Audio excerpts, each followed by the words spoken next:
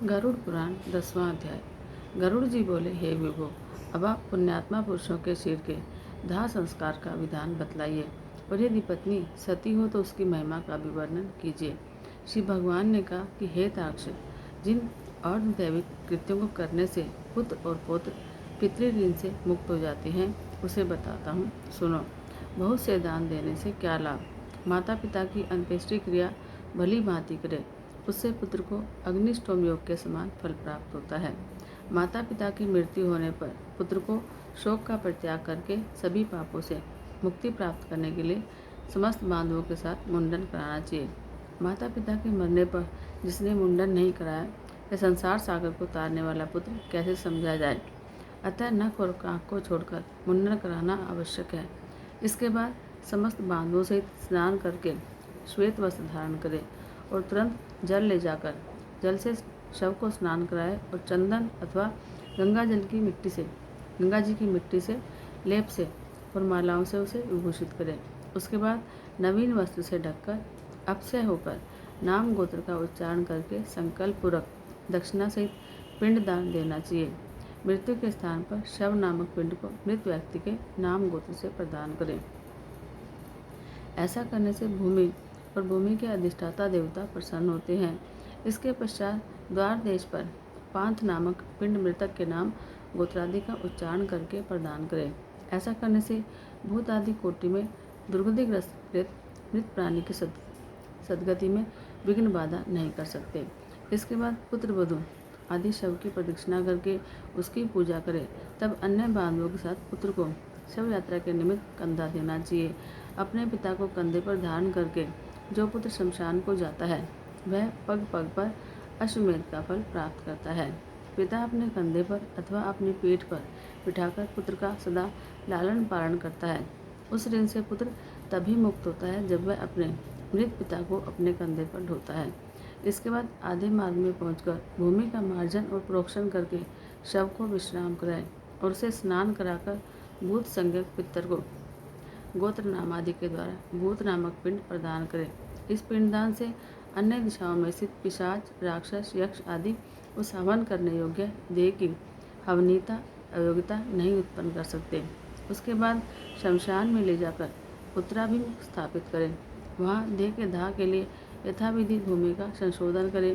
भूमि का समार्जन और लेपन करके उल्लेखन करें, अर्थात दर मूल से 3 रेखाएं खींचे और उल्लेखन कर्मानुसारी उन रेखाओं से उभरी हुई मिट्टी को उठाकर ईशान दिशा में फेंककर उस वेदिका को जल से प्रोक्षित करके उसमें विधि विधान पूर्वक अग्नि स्थापित करें।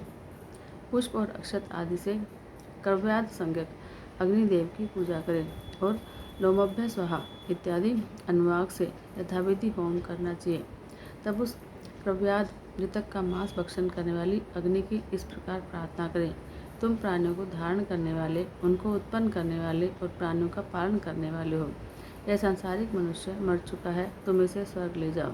इस प्रकार क्रव्यात संज्ञक अग्नि की प्रार्थना करके वहीं चंदन, तुलसी, पलाश और पीपल की लकड़ियों से चिता का निर्माण करें। हे खगेश्वर, उस शव को चिता पर रख करके वहाँ 2 पिंड प्रदान करें। प्रेत के नाम से एक पिंड चिता पर और दूसरा शव के हाथ में देना चाहिए। चिता में रखने के बाद से उस शव में प्रेतत्व आ जाता है। प्रेत कल्प को जानने वाले कतिपय विद्वज्जन चिता पर दिए जाने वाले पिंड को साधक नाम से संबोधित करते हैं। अतः चिता पर साधक नाम से और शव के हाथ पर प्रेत नाम से पिंडदान करें। इस प्रकार 5 पिंड प्रदान करने से शव में आहुति योग्यता संपन्न होती है। अन्यथा शमशान में स्थित पूर्वोक्त पिशाच, राक्षस और यज्ञ आदि उसकी आहुति योग्यता के उपघातक होते हैं। प्रेत के लिए 5 पिंड देकर हवन किए हुए उस क्रव्याद अग्नि को तिनकों पर रखकर यदि पंचक, धनिष्ठा, शतभिषा, पूर्व भाद्रपद, उत्तर भाद्रपद और रेवती, ये 5 नक्षत्र पंचक कहलाते हैं। इन पंचकों के स्वामी ग्रह क्रमशः वसु, वरुण, अजचरण अथवा अजैकपाद, ऐरिबुधन्य और पूषा। न तो पुत्र अग्नि, अगर ऐसा न हो तो पुत्र अग्नि प्रदान करें। पंचक में जिसका मरण होता है उस मनुष्य को सद्गति नहीं प्राप्त होती। पंचक शांति के बिना उसका दाह संस्कार नहीं करना चाहिए, अन्यथा अन्य की मृत्यु हो जाती है। धनिष्ठा नक्षत्र के उत्तरार्ध से रेवती तक 5 नक्षत्र पंचक संज्ञक हैं। इसमें मृत व्यक्ति दाह के योग्य नहीं होता और उसका दाह करने से परिणाम शुभ नहीं होता। इन नक्षत्रों में जो मरता है उसके घर में कोई हानि होती है, पुत्र और सगोत्रियों को भी कोई विघ्न होता है, अथवा इस पंचक में भी दाह विधि का आचरण करके मृत व्यक्ति का दाह संस्कार हो सकता है। पंचक मरण प्रयुक्त सभी दोषों की शांति के लिए इस दाह विधि को कहूँगा। हे ताक्ष, कुश से निर्मित 4 पुतलों को नक्षत्र मंत्रों से अभिबंधित करके शव के समीप में स्थापित करें। तब उन पुतलों में प्रतप्त सुवर्ण रखना चाहिए और फिर नक्षत्रों के नाम मंत्रों से होम करना चाहिए। पुनः प्रेत चैता नर इंद्रो व शर्म यच्छतु, इस मंत्र से उन नक्षत्र मंत्र को संपुटित करके होम करना चाहिए। इसके बाद उन पुतलों के साथ शव का दाह करें। सपिंड श्राद्ध के दिन पुत्र यथाविधि पंचक शांति का अनुष्ठान करे। पंचक दोष की शांति के लिए क्रम से तिल पूर्ण पात्र, सोना, चांदी, रत्न और घी का पात्र, कांस्य पात्र का दान करना चाहिए। इस प्रकार पंचक शांति विधान करके जो शव दाह करता है उसे पंचक जन्य कोई विघ्न बाधा नहीं होती और प्रेत भी सदगति प्राप्त करता है। इस प्रकार पंचक में मृत व्यक्ति का दाह करना चाहिए और पंचक के बिना मरने पर केवल शव का दाह करना चाहिए। अब पितृलोक की प्राप्ति के लिए उसके ब्रह्मरंध्र का भेदन करके उसका पुत्र निम्न प्रकार से निम्न मंत्र से अग्नि में घी की आहुति दे। हे अग्निदेव, तो भगवान वासुदेव के द्वारा उत्पन्न किए गए हो, पुनः तुम्हारे द्वारा इसकी तेजों में दिव्य शरीर की उत्पत्ति हो। स्वर्गलोक में गमन करने के लिए इसका स्थूल शरीर जलकर तुम्हारा हवि हो, अतएव तुम जल जाओ। इस प्रकार मंत्र सहित तिल मिश्रित घी की आहुति देकर जोर से रोना चाहिए। इससे मृत प्राणी सुख प्राप्त करता है। दाह के अनंतर स्त्रियों को स्नान करना चाहिए, फिर पुत्रों को स्नान करना चाहिए, फिर मृत प्राणी के गोत्र नाम का उच्चारण करके तिलांजलि देनी चाहिए, फिर नीम के पत्तों को चबाकर मृतक के गुणों का गान करना चाहिए। आगे आगे स्त्रियों को और पीछे पुरुषों को घर जाना चाहिए और घर में पुनः स्नान करके गोग्रास देना चाहिए। पत्तल में भोजन करना चाहिए और घर का अन्न नहीं खाना चाहिए। मृतक के स्थान को लीप कर वहाँ 12 दिन तक रात दिन दक्षिणाभिमुख अखंड दीपक जलाना चाहिए। हे ताक्ष, शवदाह के दिन से लेकर 3 दिन तक सूर्यास्त होने पर शमशान भूमि में अथवा चौराहे पर मिट्टी के पात्र में दूध और जल देना चाहिए। काठ की 3 लकड़ियों को दृढ़तापूर्वक सूत से बांधकर अथवा अर्थात तिगोड़ियाँ बनाकर उस पर दूध और जल से भरे हुए कच्चे मिट्टी के पात्र को रखकर यह मंत्र पढ़े। हे प्रेत, तुम शमशान की आग से जले हुए हो, बांधुओं से प्रत्यक्त हो। यह जल और यह दूध तुम्हारे लिए है, इसमें स्नान करो और इसे पी लो। साग्निक, जिन्होंने अन्नदान किया हो, को चौथे दिन अस्थि संचय करना चाहिए और निषिद्ध 4 दिन का विचार करके निरग्नि को तीसरे और दूसरे दिन अस्थि संचय करना चाहिए। अस्थि संचय के लिए शमशान भूमि में जाकर स्नान करके पवित्र हो जाए। ऊन का सूत्र लपेटकर और पवित्री धारण करके शमशान वासियों भूतादि के लिए पुत्र को इमाम तवा इस मंत्र से उड़द की बलि देनी चाहिए और 3 बार परिक्रमा करनी चाहिए। हे खगेश्वर, इसके बाद चिता स्थान को दूध से सींच कर जल से सींचे, फिर अग्नि संचय करे और उन अस्थियों को पलाश के पत्ते पर रखकर दूध और जल से धोए और पुनः मिट्टी के पात्र पर रखकर यथाविधि श्राद्ध पिंडदान करे। त्रिकोण स्तंडिल बनाकर इसे गोबर से लिपे। दक्षिणाभिमुख होकर स्थापित मंडल के तीनों कोनों पर 3 पिंडदान करे। चिता भस्म को एकत्र करके उसके ऊपर तिपाई रखकर उस पर खुले मुख वाला जलपूर्ण घड़ा स्थापित करें। इसके बाद चावल पकाकर उसमें दही और घी तथा मिठाई मिलाकर जल के सहित प्रेत को यथाविधि बलि प्रदान करें। हे खग, फिर उत्तर दिशा में 15 कदम जाए और वहाँ गड्ढा बनाकर अस्थि पात्र को स्थापित करें। उसके ऊपर दाह जनित पीड़ा नष्ट करने वाला पिंड प्रदान करें और गड्ढे से उस अस्थि पात्र को निकालकर उसे लेकर जलाशय को जाए। वहाँ दूध और जल से उन अस्थियों को बार बार प्रक्षालित करके चंदन और कुमकुम से विशेष रूप से लेपित करें।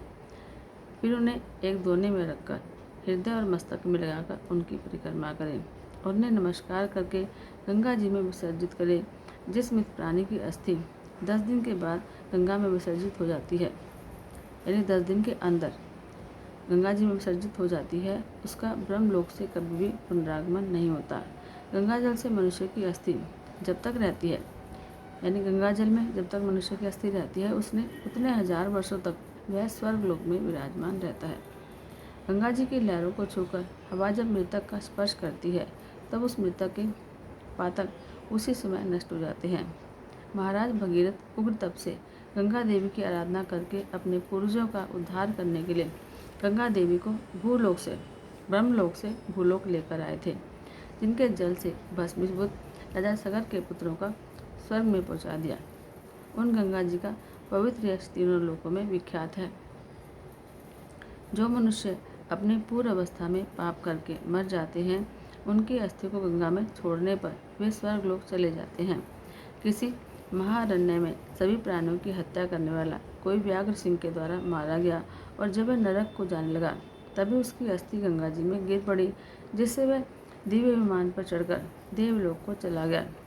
इसलिए सत्पुरुष को स्वतः ही अपने पिता की अस्थियों को गंगा जी में विसर्जित करना चाहिए। अस्थि संचयन के अनंतर 10 गात्र विधि का अनुष्ठान करना चाहिए।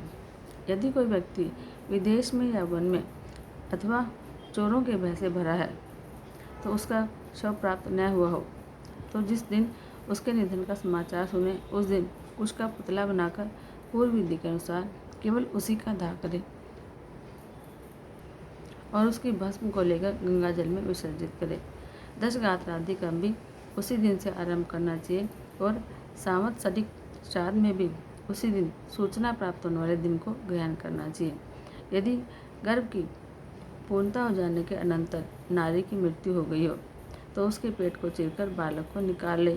यदि वह मर भी गया हो, तो उसे भूमि में गाड़कर केवल मृत स्त्री का दाह करे। गंगा के किनारे मरे हुए बालक को गंगा जी में ही प्रवाहित कर दे, और अन्य स्थान पर मरे 27 महीने तक के बालक को भूमि में गाड़ दे। इसके बाद की अवस्था वाले बालक का दाह संस्कार करें और उसकी अस्थियां गंगा जी में विसर्जित करें, और जलपूर्ण कुंभ प्रदान करें, और केवल बालक को कोई भोजन कराएं। गर्भ के नष्ट होने पर उसकी कोई क्रिया नहीं की जाती है, और शिशु के मरने पर उसके लिए दुग्ध दान करना चाहिए। बालक चूड़ाकरण से पूर्व या 3 वर्ष की अवस्था वाले के मरने पर उसके लिए जल से भरा हुआ घड़े का दान करना चाहिए, और खीर का भोजन कराना चाहिए। कुमार के मरने पर कुमार बालकों को भोजन कराना चाहिए, और उपनीत पौगंड अवस्था के बच्चे के मरने पर उसी अवस्था के बालकों के साथ ब्राह्मणों को भोजन कराना चाहिए। 5 वर्ष की अवस्था से अधिक वाले बालक की मृत्यु होने पर वह चाहे यज्ञोपवीत संस्कार से संपन्न हो अथवा जिसका यज्ञोपवीत न हुआ हो, पायस और गुड़ के 10 पिंड क्रमशः प्रदान करने चाहिए। पौगंड अवस्था के बालक की मृत्यु होने पर प्रीत उत्सर्ग तथा महादान की विधि को छोड़कर एकादशा और द्वादशा की क्रिया का संपादन करना चाहिए। पिता के जीवित रहने पर पौगंड अवस्था में मृत बालक का सपिंडन श्राद्ध नहीं होता, अतः 12वें दिन उसका केवल एकोदिष्ट श्राद्ध करें। स्त्री और शूद्रों के लिए विवाही व्रतबंध स्थानीय संस्कार कहा गया है। व्रत अर्थात उपनयन के पूर्व मरने वाले सभी वर्णों के मृतकों के लिए उनकी अवस्था के अनुकूल समान क्रिया होनी चाहिए।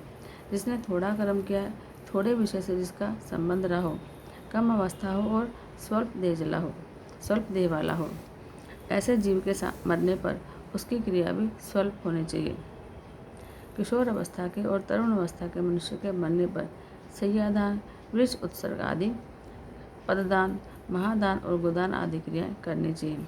सभी प्रकार के सन्यासियों की मृत्यु होने पर उनके पुत्रों आदि के द्वारा न तो उनका दाह संस्कार होना चाहिए और न ही उन्हें तिलांजलि देनी चाहिए, और न ही उनकी 10 गात्र आदि क्रिया ही करनी चाहिए, क्योंकि दंड ग्रहण यानी संन्यास ग्रहण कर लेने मात्र से नर ही नारायण स्वरूप हो जाता है। त्रिदंड मन, वाणी और इंद्रियों के संयम का नाम ही त्रिदंड है। त्रिदंड ग्रहण करने से मृत्यु के बाद उस जीव को प्रेतत्व प्राप्त नहीं होता। ज्ञानी जन तो अपने स्वरूप का अनुभव कर लेने के कारण सदा मुक्त ही होते हैं, इसलिए उनके उद्देश्य से दिए जाने वाले पिंडों की भी उन्हें आकांक्षा नहीं होती। अतः उनके लिए पिंडदान आदि और उदक क्रिया नहीं करनी चाहिए, किंतु पितृभक्ति के कारण तीर्थ श्राद्ध और गया श्राद्ध करने चाहिए। हे ताक्षय, हम परमहंस, कुटीचक और बहुदक इन चारों प्रकार के सन्यासों की मृत्यु होने पर उन्हें पृथ्वी में गाड़ देना चाहिए। गंगा आदि नदियों के उपलब्ध न रहने पर पृथ्वी में गाड़ने की विधि है, और यदि कोई वहाँ पर महानदी हो तो उन्हें भी उनमें जलांजलि दे देनी चाहिए। इस प्रकार गरुड़ पुराण के अंतर्गत सारोद्धार में दाहस्थि संचय कर्म निरूपण नामक 10वां अध्याय पूरा हुआ। जय जय श्री हरि।